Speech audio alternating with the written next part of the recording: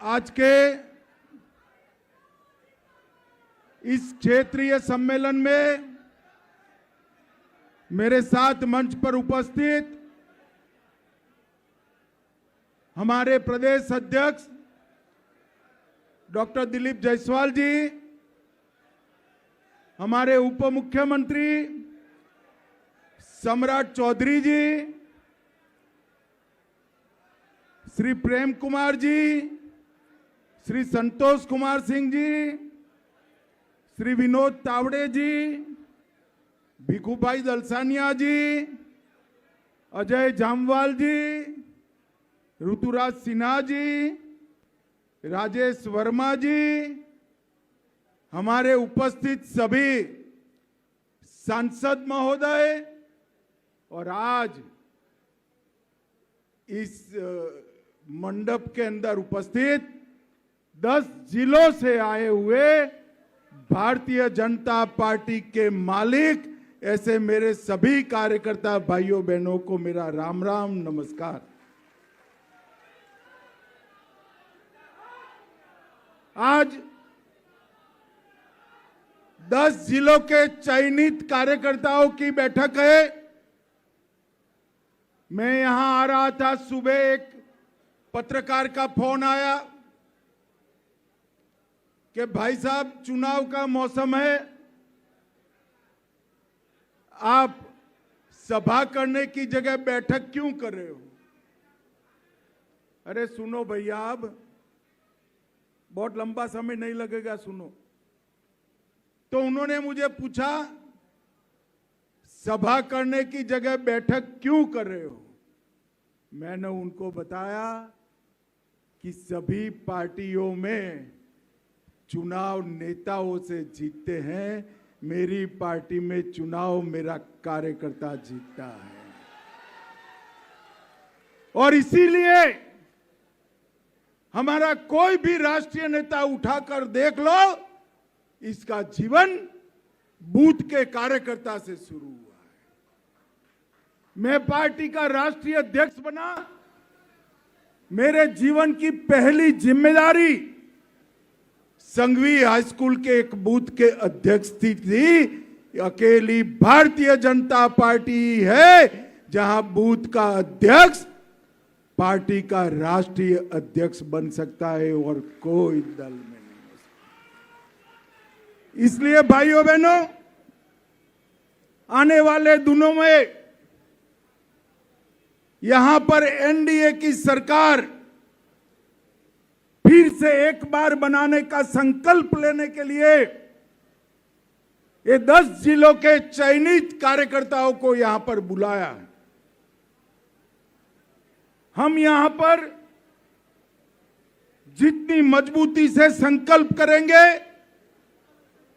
उतनी ही भाजपा मजबूत होगी, एनडीए मजबूत होगा।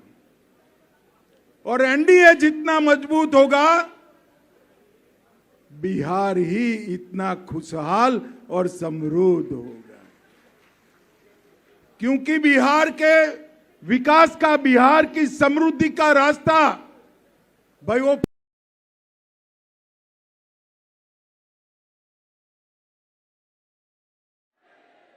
कभी हत्याओं के राज चलने से समृद्धि आता है क्या? मित्रों, बिहार के युवा को आगे बढ़ना है, विकास के रास्ते पर बिहार ले जाना है, तो एक ही रास्ता है, आने वाले चुनाव में फिर से एक बार मजबूत एनडीए की सरकार बनाना। मित्रों, कल ही मोदी जी का जन्मदिन गया।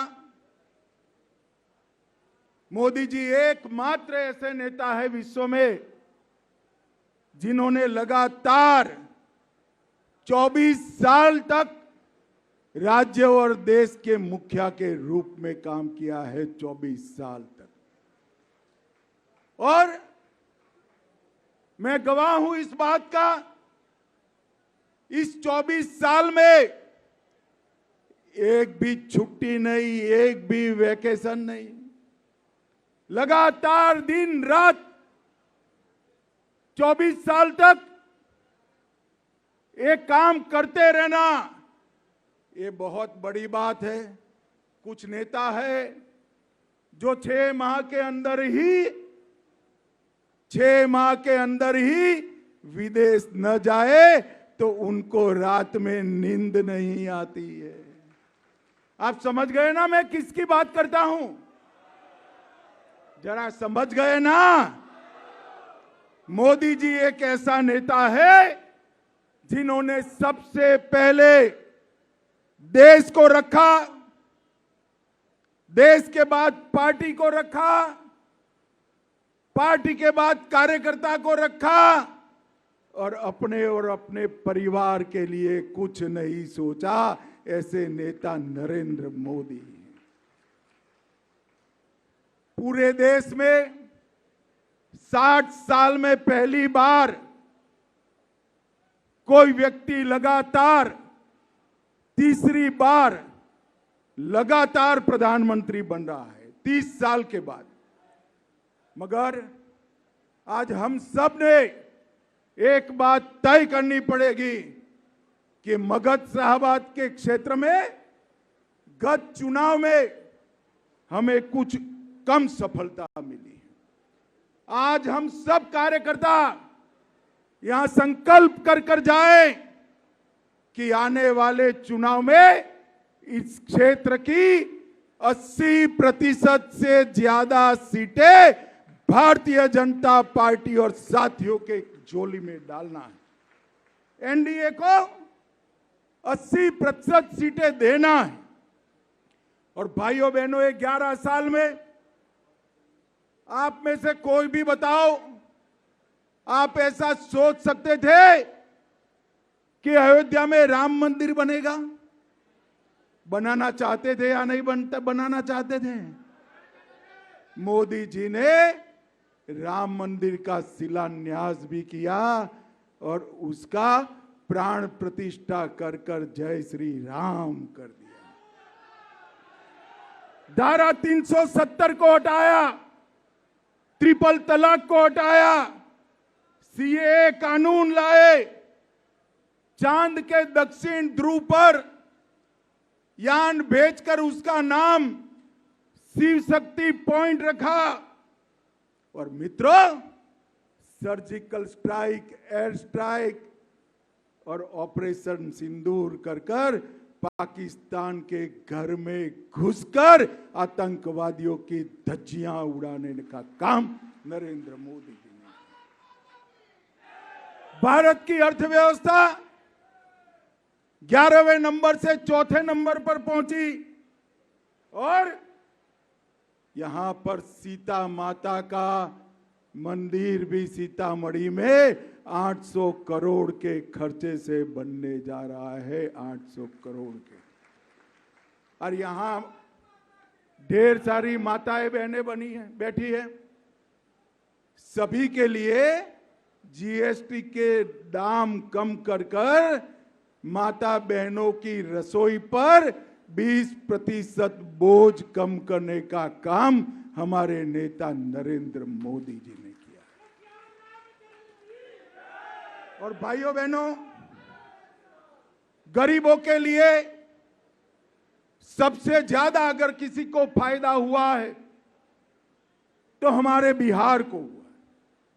देश भर में 81 करोड़ गरीबों को मुफ्त राशन मिल रहा है। 56 करोड़ गरीबों के बैंक अकाउंट खुले। 42 करोड़ गरीबों को आयुष्मान भारत योजना का फायदा मिल रहा है। 15 करोड़ लोगों को घर में नल से जल पहुंचाया। 12 करोड़ घरों में शौचालय पहुंचाया। 10 करोड़ घरों में गैस पहुंचाया। 4 करोड़ लोगों को आवास दिया और 1.5 करोड़ 1.5 करोड़ दीदी लखपति दीदी बनाने का काम नरेंद्र मोदी जी ने किया है। मगर ये हर बार झूठा नैरेटिव फैलाते। अभी अभी ये राहुल बाबा यात्रा कर कर गए ना भाई। यात्रा का विषय क्या था उनका बताओ तो जरा। अरे यार, वोट चोरी नहीं था, मैं बाद में बताता हूं क्या था। मित्रों, यात्रा का विषय बिहार में अच्छी शिक्षा लाना नहीं था। यात्रा का विषय रोजगारी नहीं था। यात्रा का विषय बिहार में 24 घंटा बिजली नहीं था। यात्रा का विषय हर गांव हर टोले में रोड पहुंचाना नहीं था। यात्रा का विषय था जो बांग्लादेश से घुसपैठिए आए हैं उनको बचाने का विषय था। यहां इतने सारे लोग हैं, आप किसी का वोट कटा है क्या? अरे जोर से बोलो, कटा है क्या? तो किसका कटा है? जोर से बोलो, किसका कटा है? ये राहुल गांधी की यात्रा घुसपैठिया बचाओ यात्रा थी। और मैं इस मंच से राहुल गांधी और लालू जी को पूछने आया हूं, बिहार की जनता आपको पूछ रही है, घुसपैठियों को वोट का अधिकार होना चाहिए क्या? जोर से बोलो, होना चाहिए। घुसपैठियों को मुफ्त राशन मिलना चाहिए। घुसपैठियों को नौकरी यहां पर मिलनी चाहिए। घुसपैठियों को घर मिलना चाहिए। घुसपैठियों को 5 लाख तक का इलाज मिलना चाहिए। कौन देना चाहता है? जोर से बोलो, कौन देना चाहता है? और जोर से बोलो, कौन देना चाहता है? हमारे युवाओं की जगह वोट बैंक के घुसपैठियों को नौकरी देने का काम ये राहुल बाबा एंड कंपनी कर रहे हैं। हमारा दायित्व है हर घर जाए और बताए कि अगर इनकी सरकार गलती से भी बन गई तो बिहार के हर जनपद में घुसपैठिए ही घुसपैठिए हो जाएंगे। भाइयों बहनों, ऐसा बिहार आप चाहते हैं क्या? चाहते हैं क्या? ये झूठे नैरेटिव फैलाने में एक्सपर्ट लोग हैं। वो कहते थे हम SC ST OBC का आरक्षण समाप्त कर दें। मोदी जी कितनी साल से सत्ता में है भाई? जरा जोर से बोलो, कितनी साल से? ST SC OBC का आरक्षण गया है क्या? अरे अब तक छोड़िए, जब तक भाजपा का एक भी सांसद संसद में है ST SC OBC का आरक्षण नहीं जाने देंगे, नहीं जाने। भाइयों बहनों, मोदी जी ने इस संभाग के लिए ढेर सारा काम किया है। 2300 करोड़ का नेशनल हाईवे अरवल से बिहार शरीफ तक, Varanasi Kolkata express, Assam Darbhanga Greenhead express, Gayaji Patna 4 लेन, गयाजी रजौली 4 लेन, गयाजी राजगीर हाईवे, 300 करोड़ से गयाजी रेलवे स्टेशन का विकास, अनुग्रह नारायण रेलवे स्टेशन का विकास, जहानाबाद रेलवे स्टेशन का विकास, गयाजी में metro, Varanasi Patna Nawada Asansol Howrah high speed rail corridor और पूरे नवादा सहित पूरे संभाग को इसका लाभ मिलेगा। और ढेर सारे विकास के काम पर्यटन के लिए बाबा सिद्धनाथ मंदिर, काशी विश्वनाथ धाम की तर्ज पर विष्णुपद मंदिर, बोध गया कॉरिडोर और 30,000 करोड़ से औरंगाबाद में 2400 मेगावाट का पावर प्लांट लगाना के काम नरेंद्र मोदी जी ने किया। 16,000 करोड़ से गया जी के डोभी में औद्योगिक पार्क, मगध संभाग में तैरता हुआ बिजली घर 145 करोड़ से महाबोधि सांस्कृतिक केंद्र की स्थापना की। और ये लालू जी को मैं अभी देख रहा था, वो पूछ रहे थे मोदी जी आपने क्या किया। लालू जी 2024 की चुनाव के बाद का बजट उठाकर लिख दीजिए, उसमें बिहार ही बिहार है और कुछ नजर नहीं आता है।